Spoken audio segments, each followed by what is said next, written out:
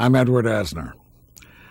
As an auto worker in Chicago, I became more than just a union member. I became an activist. Then my career moved west, and many of you came to know me on screen. As a member and then president of the Screen Actors Guild, I came to understand just what a union card means. I came to appreciate what the glorious history of the trade union movement has meant to workers the world over. And no union has a prouder history than the International Union of Bricklayers and Allied Craft Workers. Spanning 3 centuries, this is your story.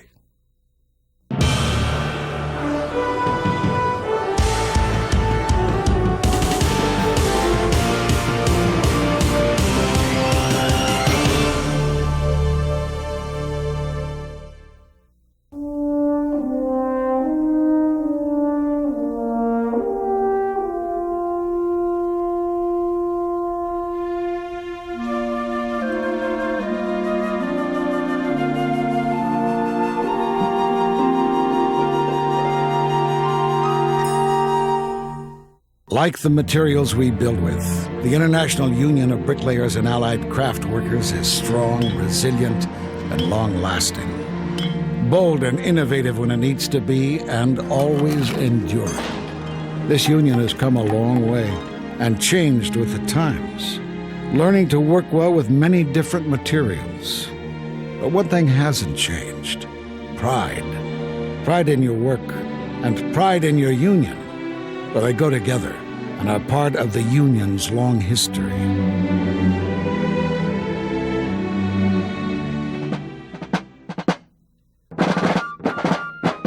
Craft workers built America with brick and stone. And as the Civil War came to an end, bricklayers found they had to fight for their rights as workers.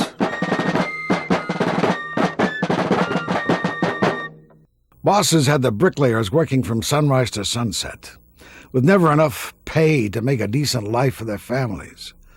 When they complained, their grievances went unheard. When they tried to organize, they got fired. Those who believed in the ability of ordinary people to organize in free, democratic trade unions prevailed. Small regional unions sprang up in major cities, and when the Baltimore bricklayers struck for the right to work any job, Union Brothers in Philadelphia came to their aid with financial help and with stay-away notices to their members. Solidarity triumphed. In October, delegates from the Baltimore and Philadelphia unions met in the Cradle of Liberty to form a national organization. A union whose innovation and resilience helped create a strong foundation that would span 3 centuries. Today, the oldest continuously operating labor union in North America. The union grew rapidly, and many members were joining the fight for an 8-hour day. It would be a long struggle. When employers in Poughkeepsie, New York announced they would hire no worker unless he gave up his union membership, the local went on strike. With the support of the National Union and the leadership of President John Frost of Brooklyn, they won. At its 1868 convention, the Union made the first of several changes to its name. It had chartered 41 locals and had almost 6,000 members. The following January, Union leadership voted to support any local union who went on strike for the 8-hour day. Then disaster struck. America faced a brutal depression. By 1879, membership in the National Union had fallen to just 229 members. As the economy roared back in the 1880s, so did the Union. In 1881, the first locals in Canada were chartered. In 1884, the name was changed again to recognize the Union's international nature and to include the stonemasons. membership rose to over 13,000 in 1884 and 24,000 by 1891. At the Worcester Convention, the Union also took an anti-discrimination stand, recognizing an individual's right to membership regardless of race, creed, or color. Union Secretary Thomas O'Day founded the Journal in 1898, which became the voice of the Union. America was building again. Tall buildings, cast iron, wrought iron, steel, and fireproof hollow tile began to replace brick in many applications. The word skyscraper was born. New construction materials and techniques meant new challenges for the Union and its members. A good example of the changes in the industry is the Wainwright Building in downtown St. Louis. It was one of the first buildings where the architects and engineers used a steel structural framing system to be the structural part of the building, and they moved away from the use of masonry as a load-bearing product. So the masonry products on that building became a facade rather than the structural system, and we know it's one of the turning points in architecture and in engineering here in the United States, and also one of the turning points in the use of masonry. The Union adapted to a changing world as the 20th century dawned.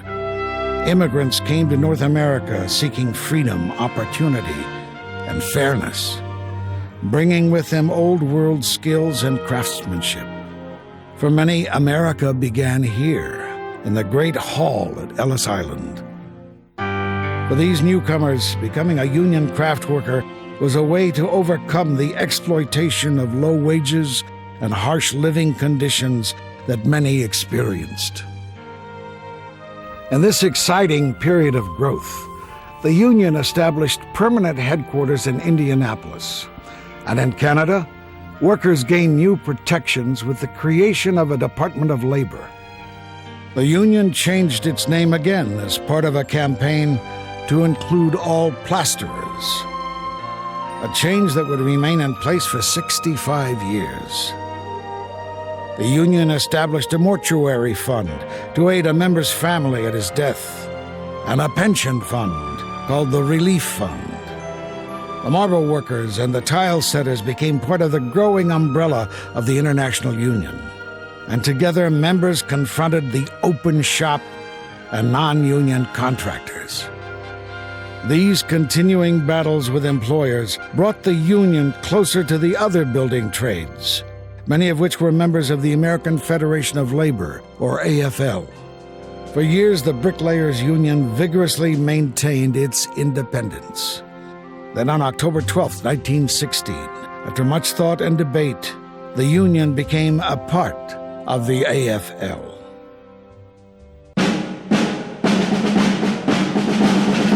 Events brought the war in Europe to America's shores, and we went off to fight for freedom in the trenches of France, in what they said was a war to end all wars. At home, we built the factories and barracks, and for the first time, the government was on our side. In the words of U.S. President Woodrow Wilson, "While we are fighting for freedom, we must see to it that labor is free, that the conditions of labor are not rendered more onerous by the war, and that the instrumentalities by which the conditions of labor are improved are not checked." The Allied nations rejoiced at the armistice ending World War I, but many never returned. War casualties depleted the Union's mortuary fund.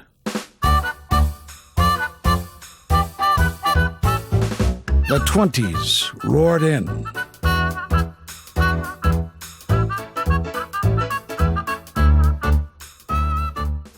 The economic downturn of 1921 gave bosses the chance to revive the open shop campaign in an attempt to lower wages.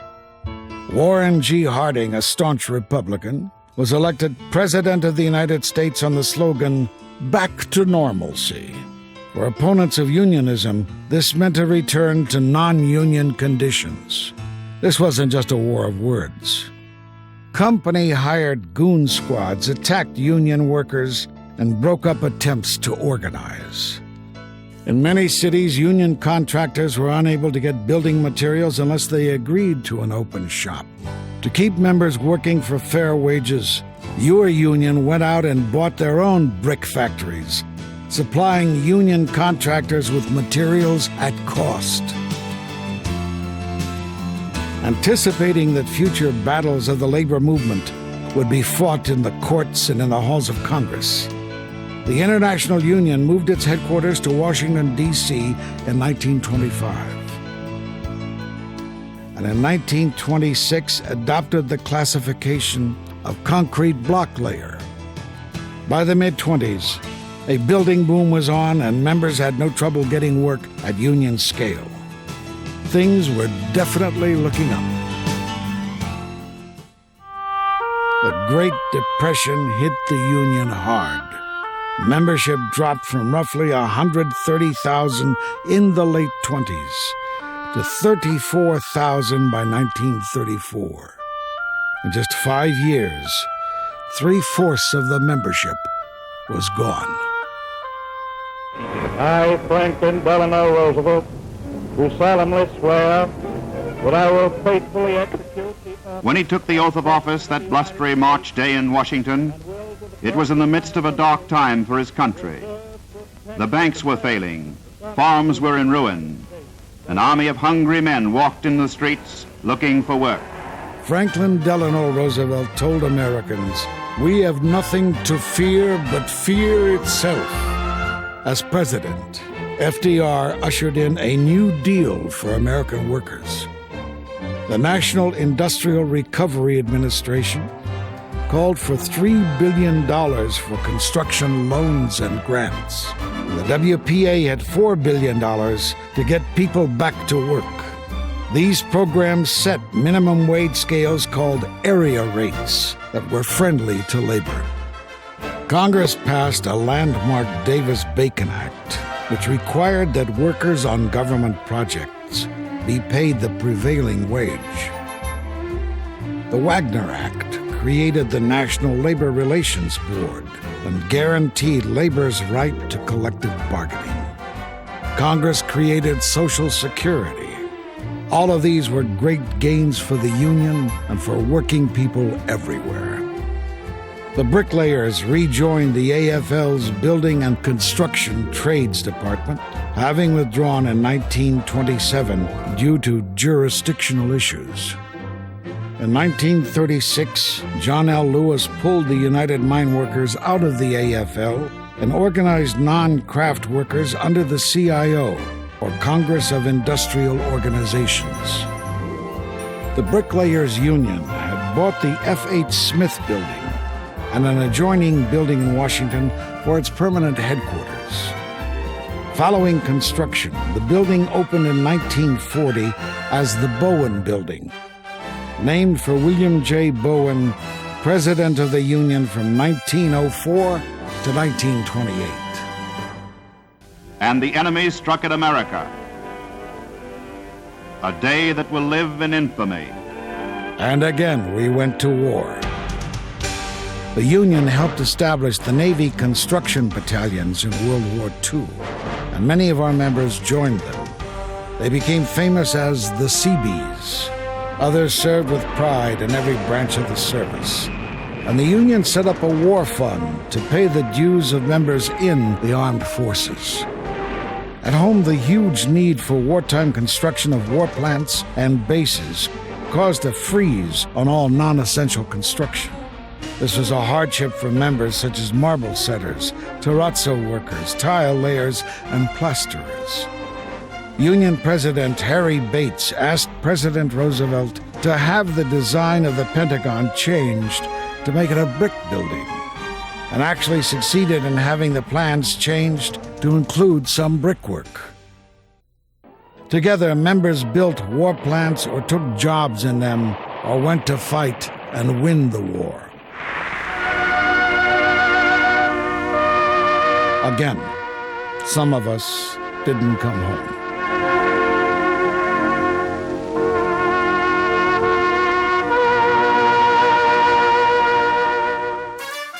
But for those who did, there were houses to build, and offices, factories, stores, all that non-essential construction that had been postponed for 4 long years. Shortages of brick and tile led to construction with concrete block and masonry walls.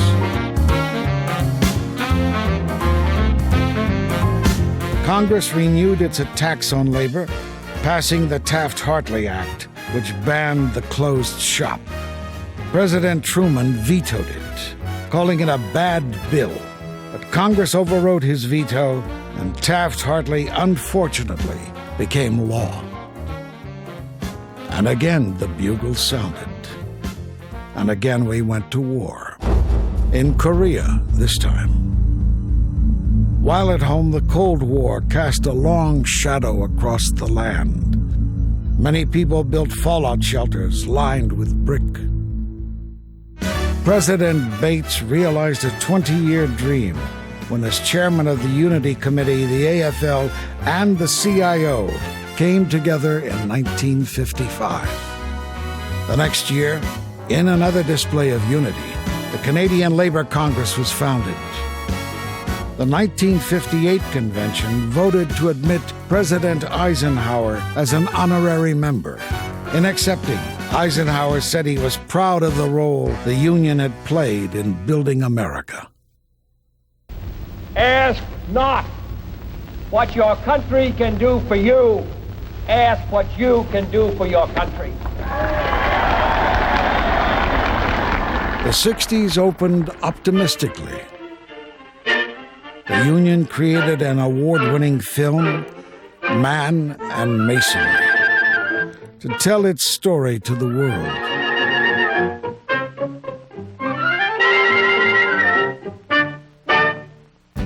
Much to the pleasure of President and Mrs. Kennedy, the Union showed off its craftsmanship, restoring a fireplace in the White House. The Union created the Institute for Masonry Research to educate architects and builders in the advantages of masonry construction. In 1965, the Union celebrated its 100th birthday with a centennial dinner at which AFL-CIO President George Meany recognized the Union's many achievements. That same year, President Lyndon Johnson signed Medicare into law at the Harry S. Truman Library in Independence, Missouri. Vietnam. America was drawn into yet another war. You'll find the names of BAC members on that wall, too. The 70s ended a long battle for government protection of workers with the passage of the Occupational Safety and Health Act, OSHA. Finally, employers were required by law to protect the health and safety of their workers. To further protect the membership, the International Pension Fund was created. In 1975, the Union changed its name once more. BAC fought price controls and the suspension of the Davis-Bacon Act under President Nixon. Once again, the open shop movement became an excuse for union busting. Housing construction came to a standstill, unemployment went up, and inflation ripped away at wages. A decade that began so well ended with a downturn.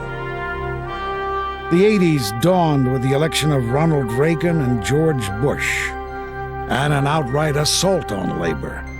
Ronald Reagan became a hero in the corporate boardrooms when he fired the Patco air traffic controllers for going on strike. Striker replacement became a new rallying cry for corporate America. The goon squads were back, but now they wore three-piece suits and mugged us in the courtroom. They tried again to do away with Davis-Bacon protections and threatened the union system of apprenticeship with parallel programs.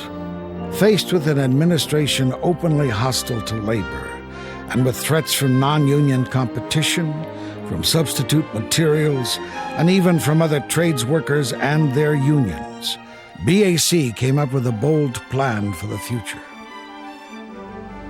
At the 1985 convention, the Project 2000 Committee presented a strong vision for the future, recognizing that the fate of the masonry industry determines the fate of the union. BAC put renewed support behind the research, training, and masonry marketing efforts of the International Masonry Institute.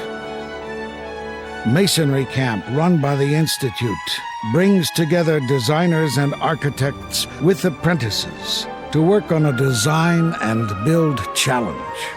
Those who know the value of masonry will design for its use.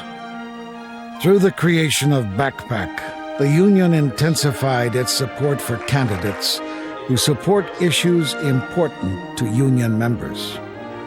Oh yes, and the union changed its name one more time to the International Union of Bricklayers and Allied Craft Workers. Today we celebrate this union as it spans 3 centuries. We remember the extraordinary actions of ordinary people who helped shape BAC in the past. Together, they have built our communities and have made them better places to live and work. And this union, your union, will protect and defend the rights and the crafts of its members now and into its 3rd century. One union, the oldest labor union in North America, and a damn good one. Proud to be BAC.